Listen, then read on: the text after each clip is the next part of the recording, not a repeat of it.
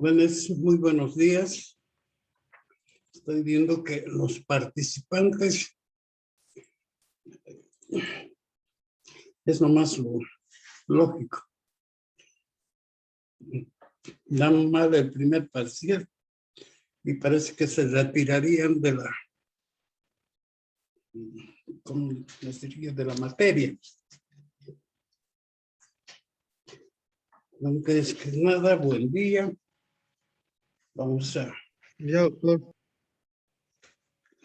Así es que, no sé, tienen esa falta de, no responsabilidad, sino ganas de aprender. Eso es lo que tienen de malo. Muy bien. Vamos a seguir con corazón. Muy bien. Hemos visto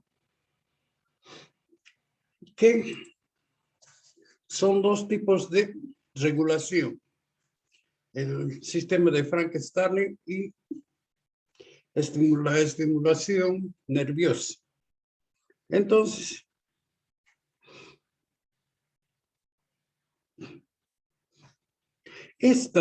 podríamos decir, esta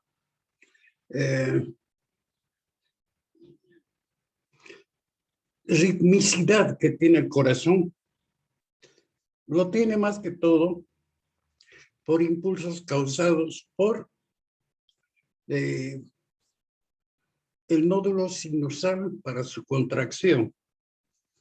De todas maneras, el sistema de conducción sería la entidad que excita y transmite la excitación para los impulsos. Muy bien.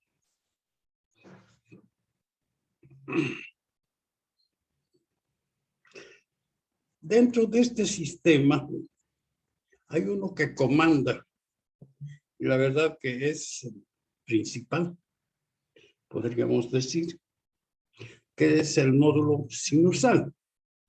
El nódulo sinusal es el que controla toda la ritmicidad del corazón. Sus potenciales, más que todo, se basan en los canales de sodio. El potencial empieza y podríamos decir llega al lumen o al techo rápidamente. ¿Y qué es lo que pasa? En realidad, no necesita mucha fuerza para poder hacer la contracción. Los discos intercalares así, aquí juegan un papel importante en el nódulo sinusal. Ahora, el Guyton lo mete al calcio, pero el calcio acá, yo pienso que no tiene mucho peso. Obviamente que va a haber calcio que va a ingresar con el sodio para el potencial de acción. Obviamente que aquí, como no hay túbulos T en gran cantidad como están en las fibras cardíacas, entonces el calcio deja de tener esa, podríamos decir, esa importancia para la fuerza de contracción. Muy bien. Muy bien. Otra cosa que también tenemos, el número de canales de potasio para la repolarización, que se tiene que hacer rápidamente. En realidad es un sistema que parece una máquina de lujo de un reloj. No puede haber ninguna falla porque eso llevaría ya a una patología. Por más de que fuera, podríamos decir, transitoria. De todas maneras,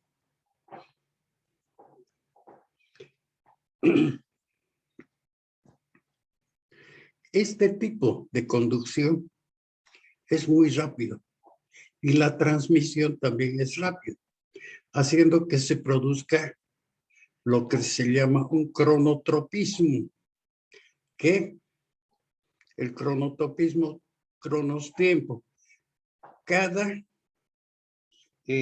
podríamos decir, cada sístole y diástole tienen que tener su tiempo para realizar. Dromotropismo, que empieza, digamos, a producirse en un cierto, que empieza a correr, podríamos decir, en un mismo ritmo. Muy bien. Muy bien. Ahora, ¿qué es lo que tenemos? El nódulo auriculoventricular lo único que hace es retrasar un poco los impulsos, más que todo, para evitar que la sístole de las aurículas se cruce con la sístole de los ventrículos. La aurícula, el nódulo auriculoventricular, el otro día creo que les dije 0,05, pero es de 0,09 el retraso que se produce el potencial en este nódulo. Muy bien.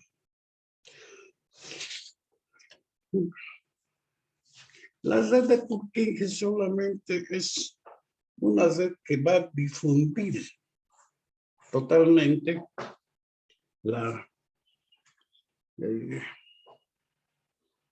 el potencial de acción para que vuelva de nuevo a estimular el nódulo, a estimularse el nódulo sinusal. Entonces, si ustedes me permiten, nódulo sinusal, potencial de acción auricular, nódulo auriculoventricular, haz de Hayes ramas y el red de Purkinje. Y el impulso vuelve a producirse en el nódulo auriculoventricular. El sistema autónomo, sistema nervioso autónomo, solamente es, podríamos decir, que se produce la acción solamente en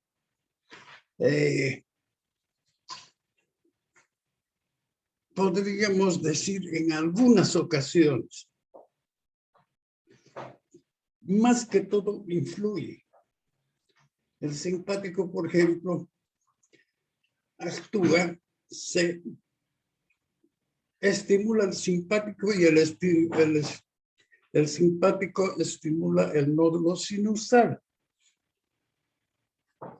Ejemplo, muchas veces un estímulo feo puede producir taquicardia temporal, pero taquicardia.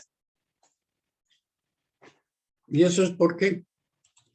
Porque se está estimulando el simpático, se está estimulando el simpático y este le transmite al nódulo sinusal. Muy bien. Entonces, eso podríamos decir. Y La frecuencia es 70, 80, 90 y en algunos casos depende, puede considerarse un poquito más. El simpático estimula, parasimpático inhibe. Muy bien. Ahora, son problemas de tipo eléctrico y se pueden graficar, se pueden medir y podríamos decir, de aquí sale el electrocardiograma.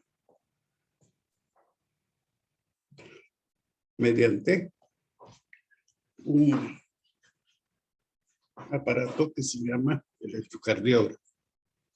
El problema sería hermoso si es que el potencial de acción correría en plano, por planos. Una hermosura. El potencial de acción corre por el corazón en forma circular. Y eso es lo que hace que el electrocardiograma tenga que utilizar algunas, podríamos decir, algunos superfugios para poder realizarlo. Muy bien.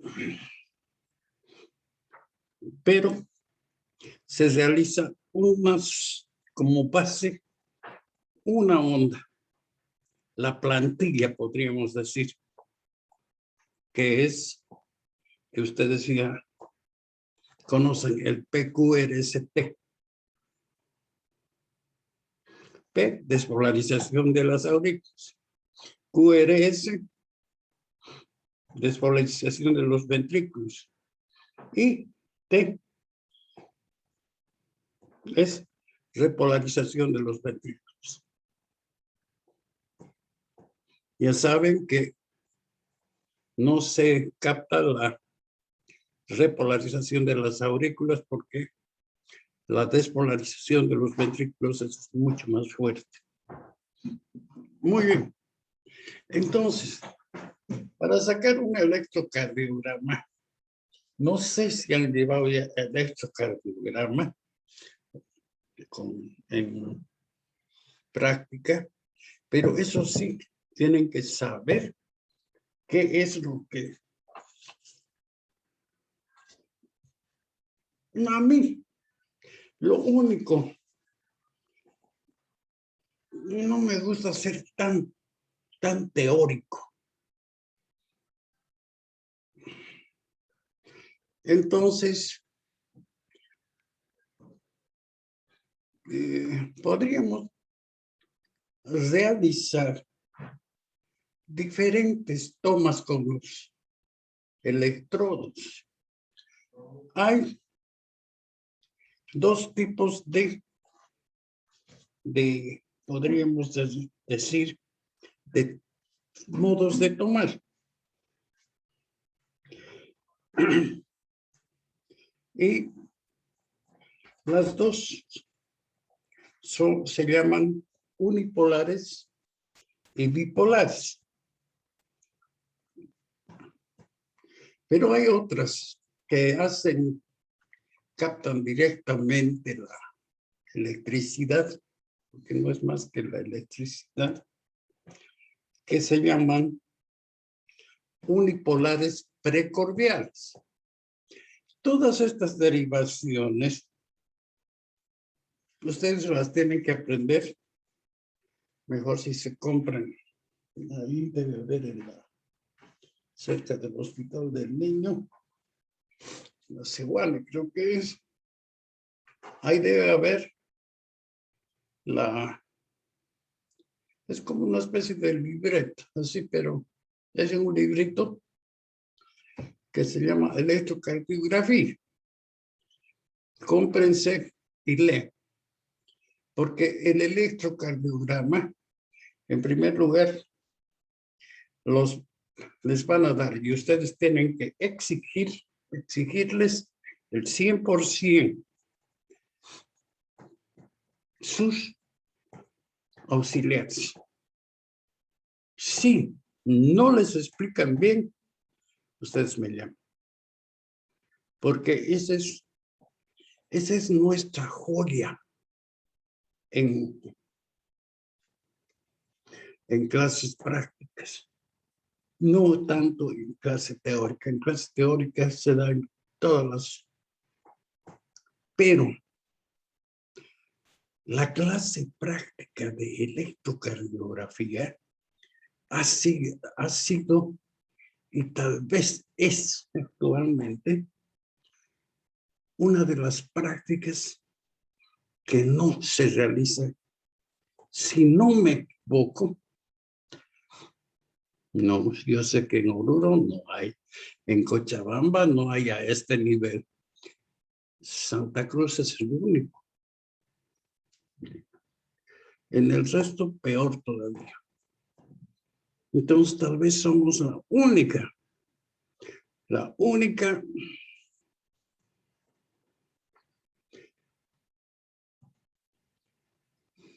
sí, la única universidad y la única facultad que enseña electrocardiografía a sus alumnos de segundo año.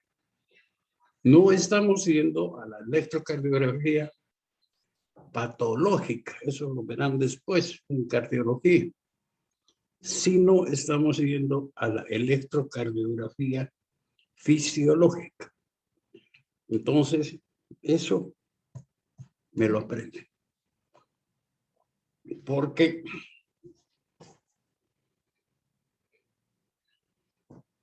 voy a preguntar. Muy bien.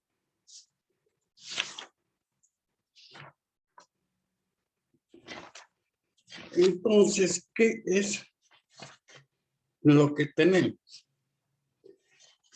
¿Dónde van a estudiar?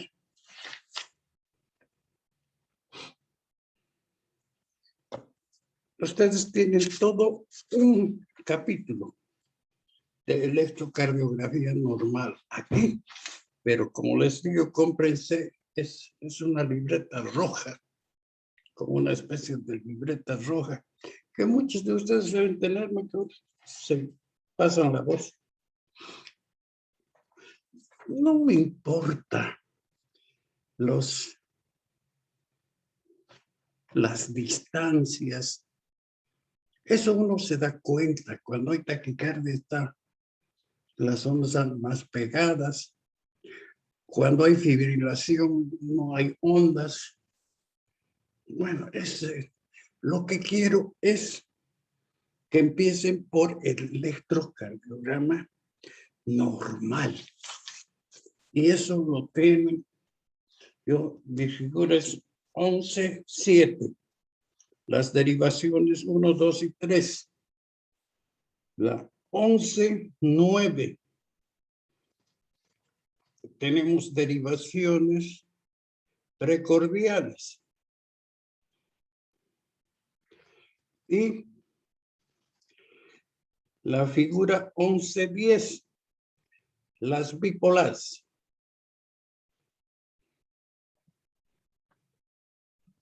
Esto quiero que me aprendan.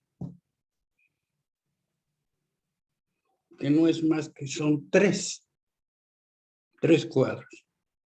Eso quiero que me aprendan. Entonces, lo que van a hacer ustedes es ver el electrocardiograma normal o la onda normal y la comparen. Es una lástima que ustedes no podamos darles en forma práctica, pero vamos a ver, pues, tal vez al año. Muchos, lo lindo es ver que el alumno, ¿cómo les diría?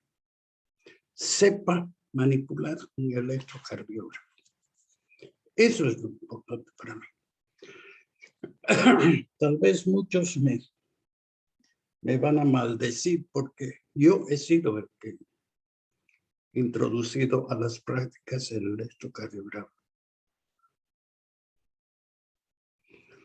Pero teníamos un electrocardiógrafo que se estaba empolvando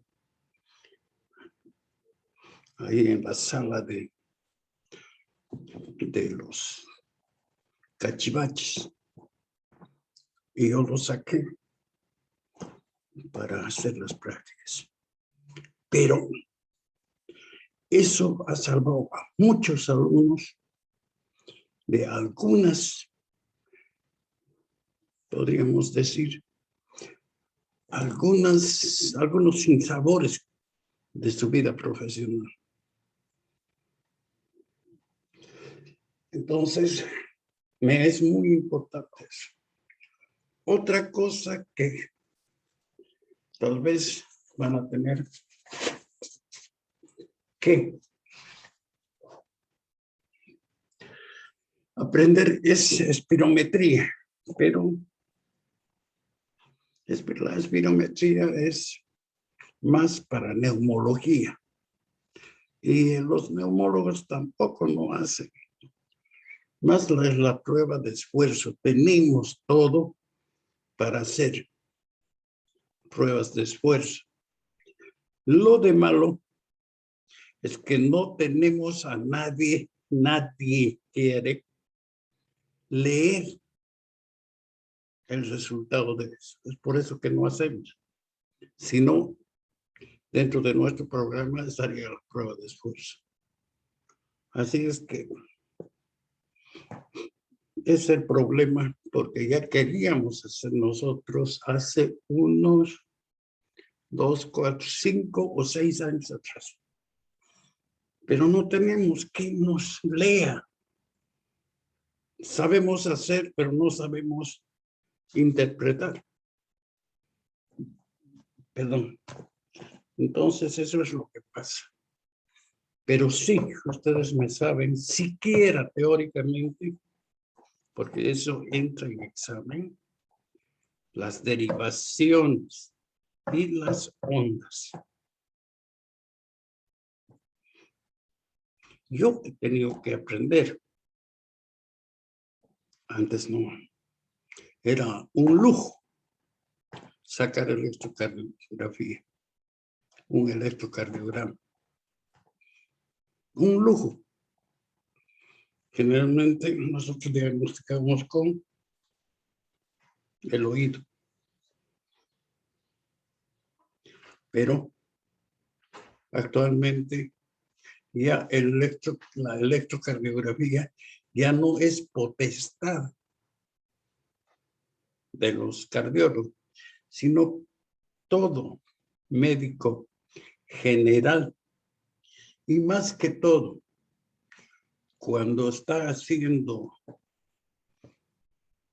emergencias y todo, más que todo en los médicos emergencistas, están en la obligación de saber utilizar un electrocardiograma. En otros lados, saben utilizar las enfermeras. Claro que no leen, tal vez con el tiempo sí se aprenden, pero sí ellas pueden, solamente le alcanzan el electrocardiograma al médico. Pero eso es lo que hace. Como un alumno no va a saber hacer eso. Muy bien, jóvenes. Con eso hemos terminado la parte de corazón. Pero es cardiovascular. Entonces vamos a entrar al capítulo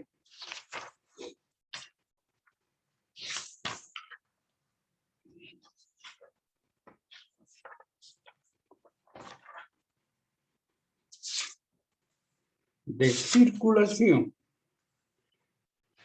Muy bien. Muy bien. La circulación es una función que tiene, podríamos decir, la sangre de realizar un recorrido para satisfacer la sangre arterial para satisfacer las necesidades de todos los tejidos. Entonces, lo que quiere decir que la circulación es como si fueran calles donde transitan alimentos o nutrientes para los tejidos.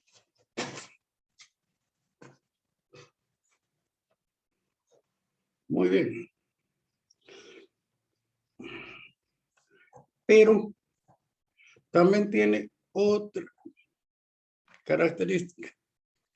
Los desechos recoge. Entonces, nuestro cuerpo es igual que una fábrica. Produce productos que se consumen, pero esa fábrica también da desechos que tienen que eliminarse. Muy bien. No voy a entrar a circulación primaria, circulación secundaria, circulación pulmonar, circulación sistémica.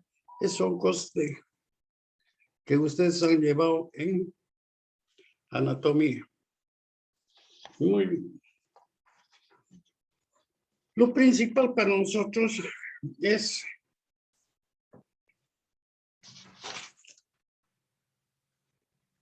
que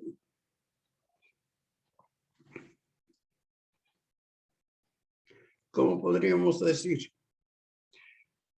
Ver por separado la circulación arterial y la circulación venosa. Es muy diferente. Hasta funcionalmente son muy diferentes. Muy bien. Nosotros vamos a considerar la circulación y eso no está en el libro. Eso yo saco, hay algunas cosas que yo saco de mi cabeza. Son 3 pedestales en donde están soportes, podríamos decir, apoyado la circulación. Uno es la presión arterial. La circulación sin presión no sirve. No llega hasta lo último. ¿Qué es la presión? Es el empuje de la sangre sobre las paredes de cualquier parte de la circulación o del vaso que se produce constantemente. Muy bien. 2. Gasto cardíaco, que es la presión con que bombea el corazón en la unidad de tiempo, 5 a 6 litros por minuto. Obviamente tiene que salir con presión y tiene que seguir con la misma presión, no con la misma, pero sí tiene que seguir con presión hasta llegar a los tejidos. Y por último tendríamos el flujo sanguíneo. El flujo sanguíneo no es igual echar melaza, o sea, miel, sobre una superficie que echar agua. La viscosidad en la sangre es muy importante para su circulación. La viscosidad hace mucho para que la sangre pueda intercambiar sus nutrientes. Muy bien. Esos son los 3 pedestales. Entonces, el flujo sanguíneo es la cantidad de sangre que pasa por un punto determinado de la circulación en la unidad de tiempo. Estoy diciendo que son 3. ¿Estamos de acuerdo? Entonces, podríamos decir, yo estoy saliéndome del contexto del libro.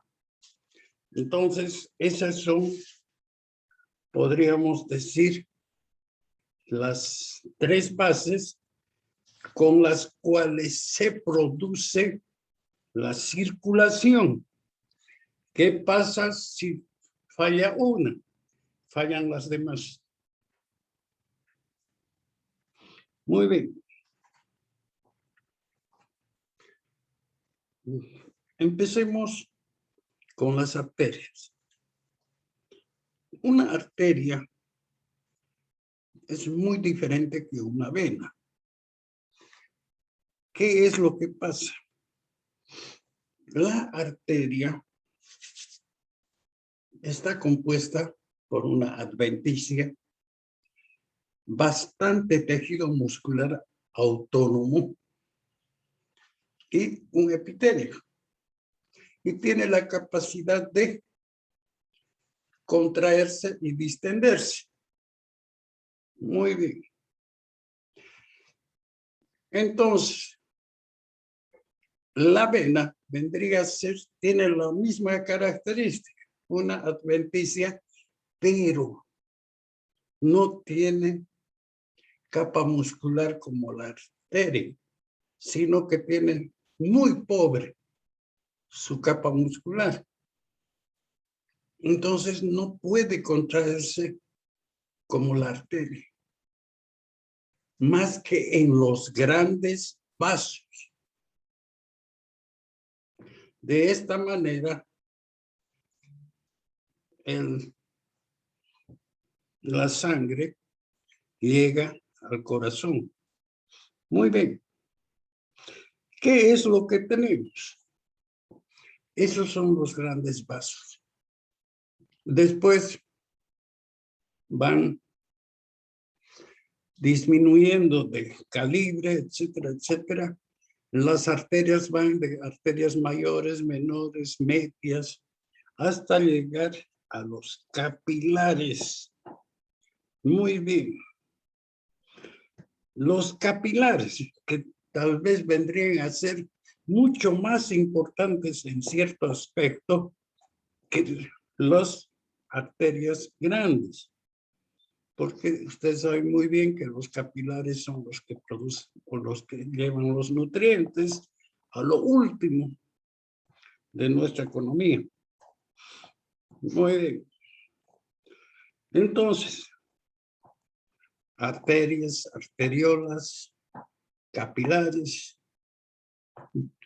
las otras vendría a ser al revés, en el sistema venoso,